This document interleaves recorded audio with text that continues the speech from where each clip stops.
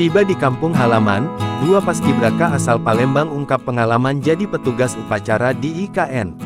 Kebahagiaan terlihat dari keluarga dan kerabat saat menyambut kepulangan dua paskibraka asal kota Palembang yang pada hari ulang tahun ke-79 RI bertugas di Ibu Kota Nusantara IKN, Sabtu tanggal 24 Agustus tahun 2024.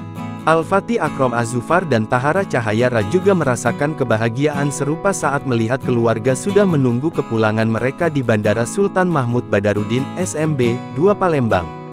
Kedatangan keduanya disambut dengan kalung bunga.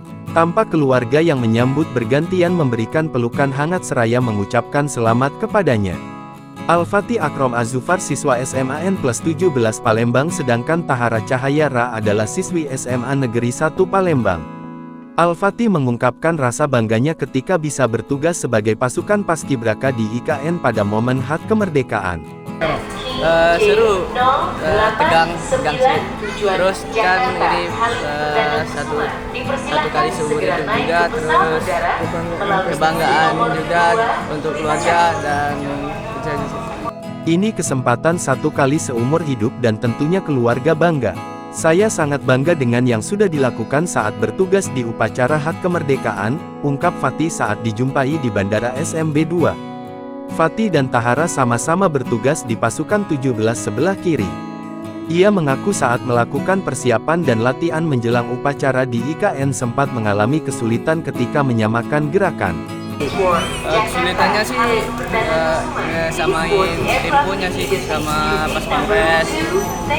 Terus kami juga kemarin semuanya kena muntaber di IKN.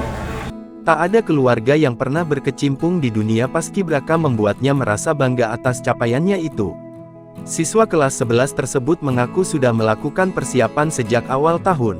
Anak sulung 3 bersaudara dari pasangan Afwan Ubaid dan Nani Septi Awati ini mengaku bercita-cita sebagai pengabdi negara khususnya TNI AU.